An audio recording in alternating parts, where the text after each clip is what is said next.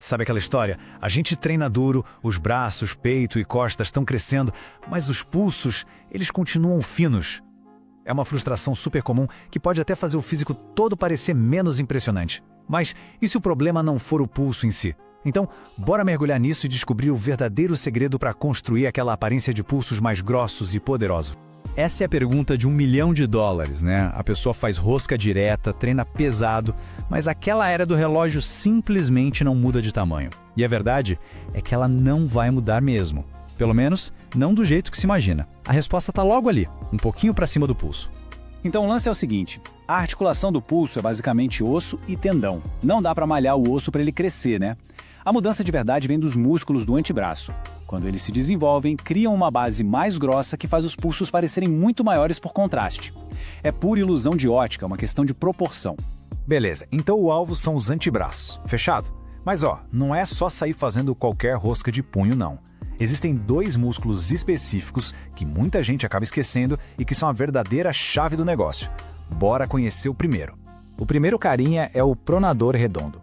Pensa no movimento de girar uma maçaneta, ou de despejar água de uma garrafa. Pois é esse músculo que está ali trabalhando. E não é à toa que a lenda da luta de braço, o Devon Larratt, fala que essa é a melhor arma dele. Desenvolver esse músculo adiciona uma largura bem visível na parte de cima do antebraço. E olha, não é só achismo não, a ciência está aí para provar. Num estudo, os pesquisadores usaram aqueles eletrodos de IMG para medir a ativação dos músculos, e o resultado foi impressionante. Os exercícios de pronação ativaram o pronador redondo em 73% da sua capacidade máxima. Isso é muita coisa. É um sinal claro de que esse é um alvo que a gente não pode ignorar de jeito nenhum. Agora, o segundo músculo-chave, o flexor profundo dos dedos. Esse fica bem lá no fundo do antebraço. E como o nome já entrega, né, ele controla a pontinha dos dedos. Toda vez que se segura algo com força, uma barra, o volante do carro, qualquer coisa mesmo, é esse músculo que está ali ralando. Ele é a base da nossa força de pegada. E se liga nesse número, é de cair o queixo. Fizeram um estudo com escaladores de elite e a ativação desse flexor dos dedos chegou a incríveis 96,6%. Isso durante aquelas pegadas super difíceis, as crimps, quando eles se seguram só com a pontinha dos dedos. Isso mostra o potencial gigante de crescimento que esse músculo tem. Não é à toa que o escalador tem antebraço de Popeye. Tá, mas e aí? Como é que a gente consegue esse mesmo estímulo sem precisar escalar uma montanha? Simples, com o nosso primeiro exercício, a suspensão crimp, inspirada diretamente no que os escaladores fazem. Bora ver como se faz? A execução parece simples, mas olha, é brutalmente eficaz. A ideia é não usar a mão inteira. A pegada é só com a ponta dos dedos, forçando aquele flexor profundo dos dedos a trabalhar como nunca. É só manter os braços retos, segurar firme e focar em manter a tensão. Mais atenção! Segurança em primeiro lugar, sempre. Esse exercício força bastante os tendões, então tem que ir com calma. Começa com pouco tempo e, se precisar, apoia um pé no chão ou usa uma faixa elástica para aliviar o peso. O mais importante é nunca forçar-se a sentir uma dor aguda. O objetivo aqui é o tempo sob tensão, não a dor. Beleza, agora para o segundo exercício. Esse a gente foi buscar lá no baú. É um segredo da era de ouro do fisiculturismo. É uma variação de rosca de punho que força exatamente os músculos certos a trabalharem. A genialidade desse movimento está na posição. Ao segurar a barra atrás das costas, a gravidade força ela a rolar para a ponta dos dedos. E isso obriga a gente a começar cada repetição flexionando os dedos, para só depois flexionar os punhos.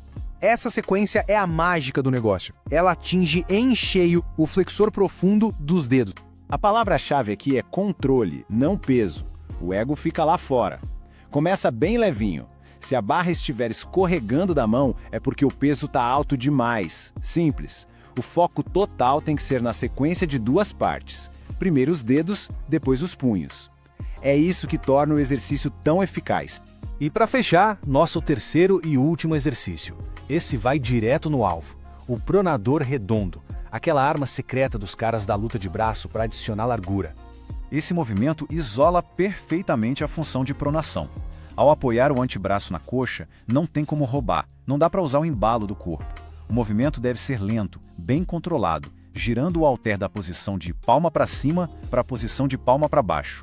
Vai queimar, e vai queimar exatamente onde a gente quer. E aqui vai um detalhe fundamental. O peso tem que ser muito, muito leve mesmo. Tipo uns 2 a 5 quilos. O pronador redondo é um músculo de resistência. Ele responde melhor a altas repetições e controle perfeito, não a cargas pesadas. Então é para controlar o movimento na ida e na volta, sem dar tranco, sem impulso.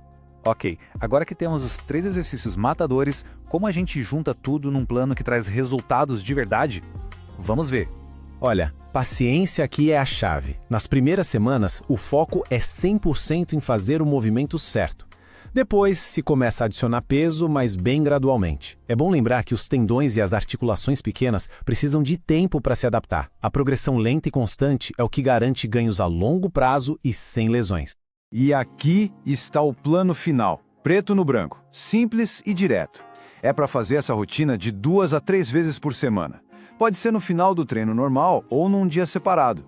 A única dica é evitar fazer isso logo antes de um treino que exija muita força de pegada, como um levantamento terra ou barra fixa.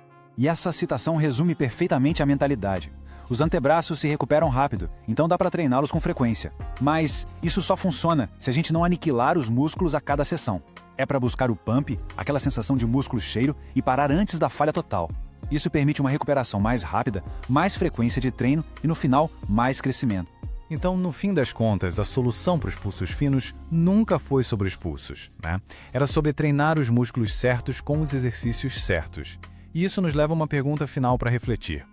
Que outras frustrações de treino poderiam ser resolvidas se a gente simplesmente mudasse o foco para os músculos corretos que talvez ninguém esteja dando a devida atenção?